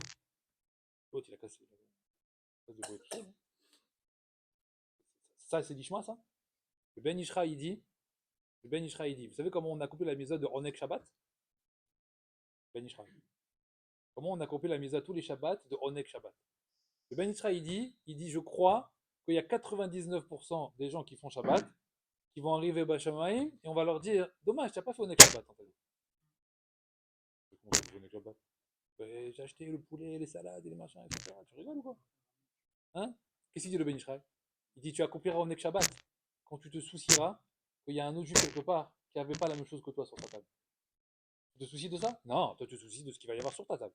Hein, combien de carottes, combien de betteraves, combien de machins, etc. Bon, que le voisin il n'a pas de betterave sur sa table, à la limite ça te passe au-dessus de la tête. Après, ils me disent Zélo Lishma. Zélo Nek Shabbat. Hein? Onek Shabbat. Le Onek c'est le Shabbat. Il faut être Mi'aneg le Shabbat. Là tu es Mi'aneg Otra. Je te fais un kiff à toi. Ça c'est Mi'aneg toi. Donc en fait c'est pas Onek Shabbat, c'est Onek Atmecha. Hein, toi-même. Je t'ai fait un kiff. Donc tu kiffes le Shabbat. C'est pour ça que tu dis ah c'est génial Shabbat, c'est super. C'est pas ça Shabbat. Ça n'a rien à voir. Shabbat c'est s'occuper de lui, etc. Tout le monde. C'est bien, je t'ai mis soudard autour de moi, j'ai fait le maximum que je pouvais. Alors maintenant je peux mettre sur ma table. Mais avant, d'abord il faut que je vérifie si les autres ils ont besoin. Et comme on n'a pas ça, alors tu fais pas Onek Shabbat. Après ils me disent donc tu fais rien l'Ishma. Rien, tu fais rien l'Ishma. Donc, deuxième problème qu'on ne peut pas être un Hashmonaïm, c'est que tout ce qu'on fait, on le fait par intérêt. Et le troisième, c'est quoi? Après, ils me disent, c'est le tsahar. ressenti quand un juif ne pratique pas la Torah et les mitzvot? Tu as du tsahar quand tu entends que quelqu'un il fait pas Shabbat, il respecte pas la Torah? Est-ce que ça te fait de la peine? Ou juste tu dis, ah, dommage, comme tu as dit tout à l'heure. Ah, dommage. Bon, après tu abandonnes, ça y est, stam. Après, moi je ferme ma porte, je suis chez moi et chacun chez soi. Tsahar. Vas-y, tsahar. Tsahar, ça veut dire des marottes. C'est-à-dire, tu pleures pour lui qui fait pas. Pourquoi tu pleurais? Parce qu'il faut savoir, c'est marqué comme ça dans les Sfarim. Kakadosh, Baruch Hu, lui, il pleure quand un juif il fait pas la Torah et les mitzvot. Lui, il pleure. Et toi, alors, Hachem, il te demande, et toi, tu pleures? Bon, moi, ça me fait un peu de peine, quoi. Mais c'est où? Ça y est, maintenant, je vais pas. Quoi, la journée, je vais pleurer sur lui. Ah bah voilà, c'est ça ton problème. Les Hashmonaïm, ils avaient dans le cœur, à l'intérieur d'eux-mêmes, en réalité, tout le Ham Israël. Ils se sont pas battus à 5. Ils se sont battus à combien, en réalité? Ils se sont battus à 5 millions, en fait. Le nombre de Ham Israël qu'il y avait, le nombre de juifs qu'il y avait. Pourquoi? Parce qu'ils se sont battus par rapport à eux. Pas par rapport aux Hashmonaïm. Eux, ils font Torah, eux, ils font mitzvot, eux, ils respectent tout. Eux, même s'ils meurent, ils arrivent à Shamaïm après 120 ans. Quand la cabote, c'est magnifique. À Kol les Tova. Ouais, mais eux là-bas, et les autres là-bas qui vont tous partir dans le décor, Hachem il va les fracasser là-bas derrière. Alors venons, on rentre en guerre. Pour qui? Pour eux.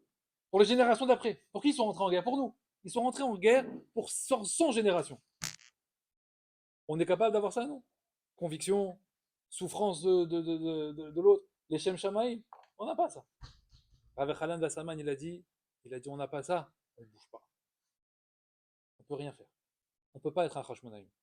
C'est-à-dire que dans des cas comme ça, qu'est-ce qu'on est obligé de faire? De baisser la tête et d'attendre que ça passe. Mais les maîtres, ils disent qu'à Hanouka, c'est ça le cheshbon que tu dois faire. Le cheshbon que tu dois faire, c'est est-ce que je suis capable, moi, aujourd'hui, de me dire, j'ai la capacité de sortir en guerre? Qu'est-ce qui me manque pour sortir en guerre? Qu'est-ce qui me manquerait? Regarde ce qui te manque. Regarde ce qui te manque. La souffrance d'un juif qui ne fait pas Shabbat. L'obliger à faire Shabbat. Fais Shabbat. Ta voisine, elle allume pas les nérotes. Ah ben, lui des nérotes. Tous les Shabbats. Tiens, allume. Vas-y, allume avec moi. Ta femme, elle va avec. Allume. Allume. Mais non, je veux pas. Tu vas allumer, oui. L'oblige. Viens, l'allumer. Tiens, allume. Nérot Shabbat. Ne mange pas ça, mange comme ça, fais comme ça, fais la vaisselle, mikvé, tac, tac, tac, sans arrêt. Et tu lâches pas l'affaire. Et pas tu dis, oh tant pis, bon, c'est pas grave, oh, il y a un juif qui fait pas, il y en a plein qui font pas. Il est en face de toi celui-là. Tous les jours tu le vois, toujours, bonjour, et combien? Au bout d'un moment, quand est-ce que tu vas le faire réagir? Le cheshbon à Hanouka, c'est celui-là. En réalité, il faut savoir que le safek, il est chez nous. Le doute, il est chez nous. On est en doute de savoir si on a la capacité des Hashmonaïm ou pas. Donc il faut épurer ce doute. Il faut épurer ce doute avec ces trois notions. Travailler sans arrêt sur ces trois notions. Je vois un juif qui ne fait pas, je vais lui dire. Je vois un juif qui ne fait pas, j'ai de la peine pour lui. Je vais essayer de le soulever, je vais essayer de l'aider, je vais prier pour lui. C'est ce qu'elle lui a dit, c'est ce qu'elle lui a dit Brouria, à Rabbi Meir. Quand il a vu son voisin juif qui ne faisait pas Shabbat, il s'est énervé, il a dit qu'il meurt celui-là. Il a dit, je devrais prier pour lui plutôt. Qu'est-ce qu'il a fait Rabbi Meir? Pendant des semaines. Il a prié pour lui, il a pleuré pour lui, il a fait des tfilotes pour lui. Comme si c'était lui-même qui ne faisait pas Shabbat. Qu'est-ce qu'a dit la Gemara là-bas après? Il a fini par faire Shabbat. À distance. Parce que tu te soucies là-bas de ce qui se passe. Parce que tant que lui, il fait pas là-bas, alors toi aussi, tu as un problème. Toi aussi, t'es pas bien. La Hariout, elle est sur chacun d'entre nous en réalité. La responsabilité, pardon. La responsabilité des autres, elle est sur chacun d'entre nous. On est tous responsables les uns des autres. Et tu es responsable du cercle qu'il y a autour de toi. Quelqu'un qui fait pas, tu dois aller le pousser pour qu'il fasse. Est-ce que quelqu'un qui fait pas, je réagis? Déjà, est-ce que je réagis, Birkal? Ou est-ce que je ferme les yeux? Oh, le pauvre, il sait pas. Non, on va lui dire. C'est du hazir ce que tu manges. C'est ta rêve. Pourquoi tu manges ici? Ah, tu vas dire, ouais, tu vas lui faire honte, ça se fait pas. Alors, bah, fais-lui honte, c'est pas grave. Dans l'oreille, tu lui dis. Ah, non, tu n'as pas dit, t'as pas dit de prendre un mégaphone. Ouais, tu vas le voir. Tu dis, mais là, ce que tu manges là, c'est assourd. Ah bon, c'est assourd? Genre, il sait pas, tu vois. Je sais pas. Ouais, c'est assourd. Et alors, ouais, alors, bah, c'est que du poisson, hein. C'est assourd.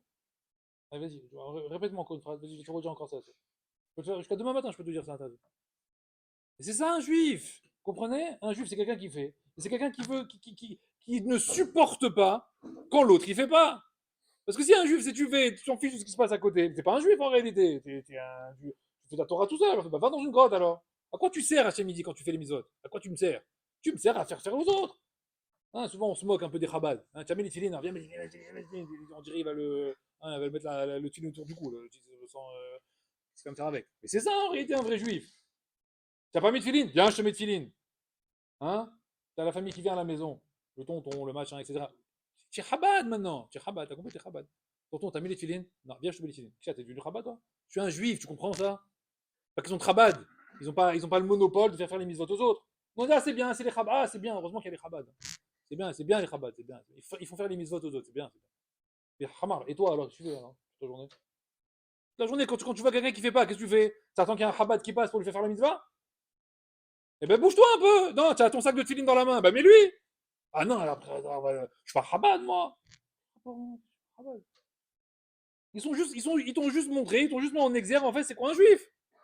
C'est tout. Quelqu'un, il vient à la maison, tu lui sers à manger. Tiens, Karim, il dit, qu'est-ce que tu dois lui donner? À manger et une kippa. Mais pas la kippa. Tu veux une kippa? C'est quoi ça? Moi, je t'ai demandé du pain. Ouais, elle veut le pain, elle veut la kippa. Mais moi, je veux pas la kippa pour manger. Mais chez moi, tu vas mettre la kippa. Parce que si tu ne prends pas ça là à droite, moi, je reprends ce que je t'ai donné à gauche. Tu n'auras pas de pain chez moi si tu manges pas, si tu prends pas la kippa. Ouais, c'est un peu violent quand même comme invitation. Non? L'invitation, normalement, c'est l'invité, il fait tout ce qu'il veut. Non, tu fais tout ce que je veux chez moi. C'est moi le maître ici, c'est moi le balabaï. Et chez moi, on mange avec kippa. Chez moi, tu vas faire Birkat Amazon. Chez moi, tu vas écouter les brachot. C'est fou celui-là. Mais c'est un tractard en fait, ton invitation. Oui. Qui t'a dit que tu allais faire ici ce que tu veux? C'est ça un juif. Un juif, c'est celui qui t'oblige à faire la Torah et les mitzvot. Ma putain, que je te laisse pas faire la Torah et les mitzvot. Il est chez toi, on va faire mincha. Non, moi, tu sais, je prie pas. Hein? Tu pries pas, toi. Mais tu vas venir faire mincha avec moi. Moi, putain, tu pries pas. Mais tu viens, je te tire.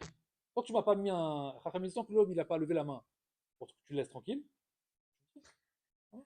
Il s'énerve, il dit, mais tu vas me lâcher? Oui. Ah, je te lâche. Pas prendre une 4 pour ça, non? Mais tant que tu fais pas ça, mais je te tire, moi. Je te mets le chapeau, je te mets le manteau, je te mets l'écharpe, je te tire jusqu'à la synagogue. Et tu vas venir faire mincha. Pas content, c'est pareil. Pourquoi? Parce que c'est là ta place. Ta place, elle est là-bas, en fait. Il y a une réunion de famille. Maintenant, c'est l'heure de mincha. Ouais, moi, je vais faire mincha. Toi, tu restes là? Pourquoi tu restes là? Non, moi, je reste avec les dames, je discute. C'est ça ton. Tu dois être là, ton target, c'est ça? Discuter avec les dames, avec les gâteaux et les petits fours? Non, il est 16h. C'est l'heure de mincha. Un juif, un homme, c'est là-bas sa place maintenant, là, ce là. C'est là-bas. Donc, tu vas venir avec moi. Et ça, il faut l'apprendre même aux enfants, aux jeunes. Là, l'heure maintenant, c'est ça maintenant que tu dois faire. C'est ça. Un juif, il fait ça maintenant. On a des cadres, on a des obligations, on a des chiyuvim. C'est ça qu'il faut qu'on comprenne. Et ça, il faut pas hésiter à le pousser chez les autres, à l'amener chez les autres. Quand l'autre, il verra ta conviction, à quel point t'es mieux, à quel point tu tiens tête, ça va faire tilt à l'intérieur. Il va dire, purée, mais qu'est-ce qu'il est hargneux quand même par rapport à ça. Je crois qu'il y a quand même un truc derrière. Et ça va, comment dire, ça va cogiter à l'intérieur. Mais si maintenant tu lui dis, tonton, tu viens faire mincha? Non, ok. Qu'est-ce qu'il dit dans sa tête, lui? Bon, bien, en fait, que je fasse ou que je fasse pas, en fait, on peut faire et ne pas faire. Mais là, tu représentes quelqu'un, là, tu représentes la Torah et les mitzvot, là, celui qui est là. Donc, tiens, Hachem, il te dit, hé, mais qu'est-ce que tu fais là? Mais j'attendais quelque chose là, ici, quoi. Mais j'attendais que tu tires ton nom pour l'amener à la synagogue. Je crois qu'il est là pourquoi? Il est là pour manger des gâteaux? Je l'ai amené chez toi, maintenant, pour que tu l'emmènes faire mincha. Et toi, tu fais rien. Détente, tranquille, tu t'en vas et tu laisses comme ça en plan. C'est un fiasco en réalité. C'est un ratage complet. Tous ceux que je te mets en face de toi, à ton petit niveau à toi, n'importe quel niveau que tu as, ce que tu fais, tu l'imposes chez les autres. Tu l'imposes. Il n'est pas content, c'est pareil. Voilà. Tu n'es pas content, ne reviens plus. Rien à faire, moi. Non, mais chez moi, ça se passe comme ça. C'est ça de montrer, de montrer. Quand il verra ça chez toi, il verra ça dans tes yeux. C'est comme ça que la hargne, elle va rentrer. Que la Torah, elle va rentrer. Le premier qui a fait ça, vous savez, c'est qui? Je vous l'ai déjà raconté ça. C'est Abraham, le premier qui a fait ça. Abraham, c'est un tractard ce qu'il faisait. Viens chez moi, mange chez moi, et après, Birkat Amazon. Hein? Ouais, alors oui, j'ai oublié de te dire. Il faut que tu abandonnes ton Dieu. Ouais, il n'y a plus d'Avodazara. Et maintenant, il y a Dieu unique. Mais n'importe quoi, il est fou celui-là. Ça va pas bien, non?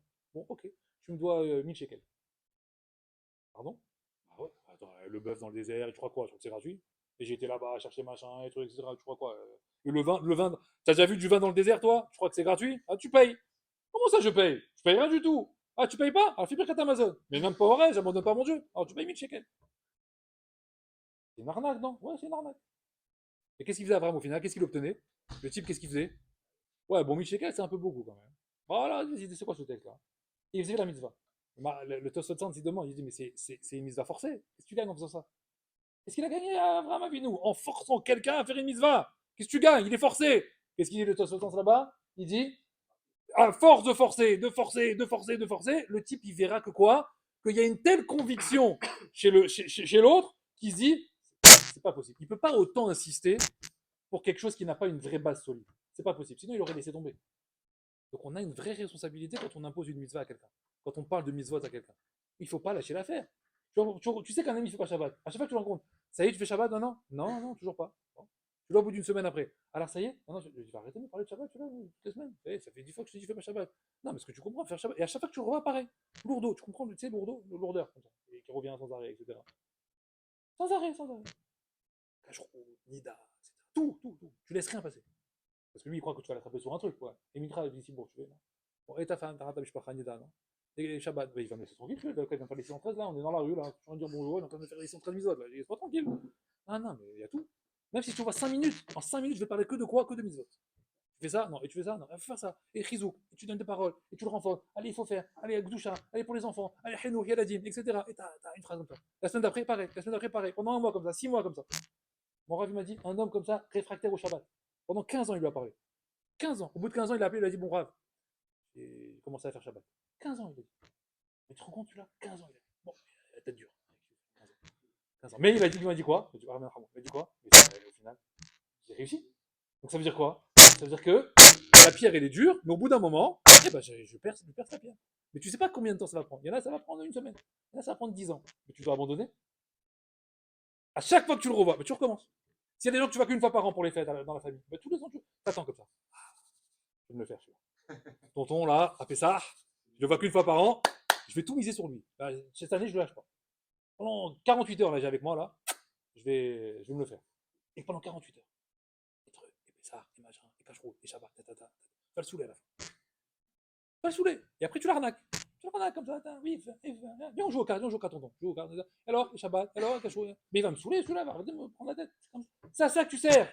Comprenez? Hachem, il a besoin de nous en réalité. Il n'y a pas de bad call, il n'y a pas de Nevi, il n'y a pas de Navi, il n'y a pas de prophète, il y a nous. Il y a celui qui a compris. Celui qui a compris et qui est du bon côté, il doit sans arrêt aller chercher les têtes brûlées. Chez Oref, c'est pour la tête, la nuque raide. Donc il faut y aller, il ne faut pas hésiter. Et là, Hariout, elle est sur nous. Pleurer sur les Israël. Bémet, faire des filotes pour les autres, faire des filotes pour ton voisin, des filotes pour ton ami, etc.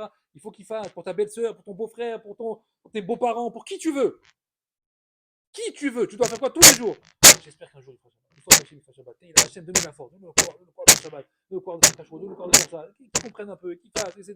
Et chaque fois que tu viens, hop, une petite phrase. Je terminerai sur une histoire. Un peu Kachot avec ça. C'est marqué, je l'ai raconté cette semaine.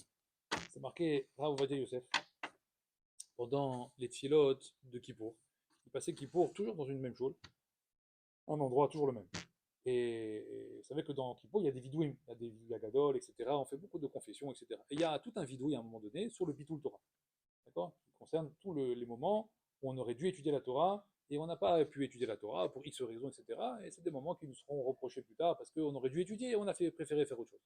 D'accord. Et c'est tout un vidou, une confession sur demande à Hachem Mechila de tous ces moments qu'on n'a pas pu étudier la Torah. Et le Chazan, il dit qu'un jour, il a vu que quoi, il a remarqué comme ça de Kippour en Kippour, que dès que Rav Yosef il arrivait à ce vidéo-là, depuis tout le Torah, ça prenait un quart d'heure. Il pleurait, il pleurait, il pleurait, des larmes. Et tout le monde attendait comme ça, pendant un quart d'heure. Et il termine le vidéo sur tout le Torah. D'année en année, il a vu comme ça. Et Razan, qui était très proche de lui, un jour, il est parti le voir à la fin d'un Kippour.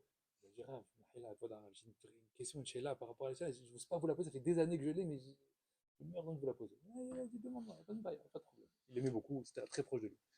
Il a dit voilà, moi je vois le Rav tous les ans, il fait vidéo sur Talmud Torah, sur Limoud Torah, sur Bitul Torah. Et c'est Bitul Torah l'arabe. Quel Bitul Torah il y a le Rav? Il se couche à 23h, il se lève à 23h30. Il n'y a pas, il est 23h30 de Limoud. Qu'est-ce qui reste? Il somnole un peu, après il retourne étudier. D'accord. On raconte des histoires de. Quand un jour, son chamat, il a laissé à la maison, il est rentré d'un chiour à 1h du matin. Il lui dit Rav, je reviens vous chercher pour la tfila à 6h. Ouais, bon, il va, il avait une question, il a pris dans un lit, il a été chercher dans sa bibliothèque, etc. Le shamash, il revient à 6h du matin, il le trouve au même endroit avec le même livre, comme ça, debout sur la bibliothèque en train de lire. Le shamash, il rentre, il dit Rav, alors, qu'est-ce que vous faites? Il a fait comme ça. Le Rav, il a dit mais je t'ai dit de venir me rechercher pour la tfila, pourquoi tu reviens comme ça sans arrêt? Il dit mais Rav, ça fait 5h que je suis parti. Moi, j'étais dormi, je suis revenu et il est 6h. Il dit quoi déjà? Il est pas papillon. Il comprend pas les oreilles, il sait pas où il est. Bitoul Torah? Tu pleures sur Bitoul Torah, quel est lui? Alors si toi tu pleures sur Bitoul Torah, alors moi je pleure sur quoi? Alors moi je me prends une corde et je me suicide alors. Il comprend pas. Il comprend pas. Il lui dit, le Rav, il dit, je t'explique. Le bidouille que je fais pour Bitoul Torah, c'est pas pour le mien. C'est pour tout le Ham Israël. Je fais le vidouille du Bitoul Torah, pas pour le mien, pour tous les juifs en réalité du monde entier. J'ai la Hariout du Ham Israël sur mes épaules. Hachem m'a donné ce tafkid. Hachem m'a donné ce rôle. Il m'a dit c'est toi qui vas diriger le peuple, etc. Et tout est sur ta tête. Il faut que tu saches que moi ça va m'être reproché. Bachamaïm quand je vais arriver, et on va me dire mais pourquoi le petit David au Mexique il a fait Bitoul Torah? Pourquoi le petit Aaron au Congo là-bas il a fait Bitoul Torah? C'est à cause de toi. Pourquoi? Tu n'as pas mis assez de Torah dans le monde pour que les gens aient envie d'étudier la Torah? C'est ta faute. C'est sur moi que ça va retomber. Il faisait Bitoul Torah sur quoi? Sur les autres. Tellement il ressentait la responsabilité qu'il avait envers chacun. La responsabilité qu'il avait envers les autres. Il n'était pas tout seul dans sa vie. Il avait tout le Ham Israël avec lui. Après, il dit il faut qu'on s'inspire de choses pareilles. Bien sûr que nous, on n'a pas tout le Ham Israël, on n'est pas les Gdolador. Mais Hachem, il nous dit de me faire chier. Que Hachem, il t'a mis autour de toi les gens pour lesquels tu es responsable. Tu seras responsable des gens que tu côtoies. Tu es responsable des gens autour de toi. Ta femme, tes enfants, ta famille proche, etc. Beau-frère, belle-sœur, etc. Beaux-parents, voisins, etc. Tout ton cercle, on va dire, restreint. Hachem, il dit, tu as une achariout sur eux. Tu as une achariout sur eux quand tu es le seul de la famille qui fait Shabbat et qui respecte Kashrut, etc. Tu es le seul. Tu ne poses pas des questions? Tu te dis quoi? Oh, moi je m'en suis sorti. Hein. Oh là là, je suis passé entre les gouttes de tous ces fous là. Quoi la cavote sur moi, hein, c'est bien. Hein. Et tu laisses tout le monde dans le décor. C'est une chose à faire ça? C'est une chose à faire ça? Non, tire-les avec toi. Amène-les avec toi. Ah, on va sortir d'Égypte, vous comprenez? On va bientôt sortir d'Égypte. La Géoula, elle va arriver. Ça va être une sortie d'Égypte. Seulement, à la sortie d'Égypte, on a laissé 4/5 là-bas sur le carreau. Et 4/5 là-bas sur le carreau, c'est que chaque juif que tu prenais qui est sorti, il avait quoi? Il avait de la famille proche qui n'est pas sortie. Il avait peut-être son père, peut-être sa sœur, peut-être son frère, etc. C'est comme 1/5 et 4/5. C'est Vada qu'ils avaient des proches qui ne sont pas sortis avec eux. On a envie de retrouver le même matzah. Toi, tu sors et toute ta famille, elle reste sur le carreau. Et le machari dit non, pas vous. Non, non, pas vous. Non, bah non, mais pas vous. Et pas vous à cause de qui? Pas vous à cause de cet âne-là. Que lui, il va sortir maintenant et que c'est à cause de lui que vous sortez pas. Parce que lui, tous les ans, je vous l'ai mis chez lui et tous les ans, il vous a rien dit. Alors que moi, j'attendais que José qui parle, mais il parle pas. Il dit rien. La Khayoud, elle est sur qui? Elle est sur toi. Faire tchouva, hein, c'est pas une mahala. Hein. Faire tchouva, c'est pas, tu vas pas avoir une médaille de faire tchouva. Faire tchouva, ça te donne des responsabilités. Ça te donne des riouvim en réalité. Hein, ça te donne matière. Maintenant, bah, travaille maintenant. Ah, tu veux devenir un soldat d'Hachem? Bah vas-y maintenant. Tiens, tu comprends que t'es un noir. Tu travailles. Il faut travailler maintenant. Tu travailles avec moi. Tu es mon bras droit. Alors bosse. Va chercher celui-là là-bas. Va chercher celui-là là-bas. Va ramener celui-là. C'est à ça que tu sers. Sinon, tu me sers birlal à rien. Ben, voilà, je vous dis. Hein. Sinon, Hachem, il nous dit, tu me sers à rien. Si tu rentres que le vendredi, tu fais ton petit Shabbat, etc., et tu laisses tout le monde sur le carreau, à quoi tu sers? À quoi tu sers? Si tu cherches pas les gens pour faire mignonne, allez, viens faire mignonne, allez, viens. Mais ça va, vous êtes combien? On est déjà 10, mais c'est pas le problème. On est déjà 10, il va dire qu'on a mignonne. Mais viens faire mincha. Oh, quoi ça sert? Ça va, vous êtes mignonne déjà. Mais tu vas venir où? Je t'emmène. Comme ça, il faut parler. Tu viens faire la fila. Prends le texte. Mais je sais pas lire. Tu te mets à côté de moi. Tu te mets à côté de moi. Et tu écoutes et tu vas lire avec moi. On a le droit de faire ça. Tu prends quelqu'un avec toi, tu écoutes. Écoute ce que je dis. Écoute. On fait la fila ensemble. Ashré, tu sais pas le faire? Viens, on fait Ashré ensemble. Tu amènes, tu prends avec toi. Pourquoi tu vas le laisser lui? Parce qu'il sait pas lire, alors tu le laisses sur le carreau? Prends-le! Comme un enfant. Comme un enfant. Alors il est têtu. Et bien au bout d'un moment, la pierre, on dit qu'elle se brise. Hein, à ce qui paraît. C'est un enjeu. Et bien Akiva, il dit ça. Ah non, c'est pas la question, non, j'ai fait ce qu'il veut, non, Baruch Hashem, ils ont plus de liberté. Hein, il veut pas faire, il fait pas, il fait, tant mieux, il fait. Il faut s'occuper des juifs, Birla. Combien de frères on a, combien de sœurs on a, combien dans le peuple. On n'est rien, comprenez? On est 5%, 10% qui pratiquent, et le reste, on les laisse, on les laisse. On les laisse sur le carreau. Hein. On dit, ah, les Mecharim, c'est des fous, etc. Mais ils sont combien? Ils sont 2%.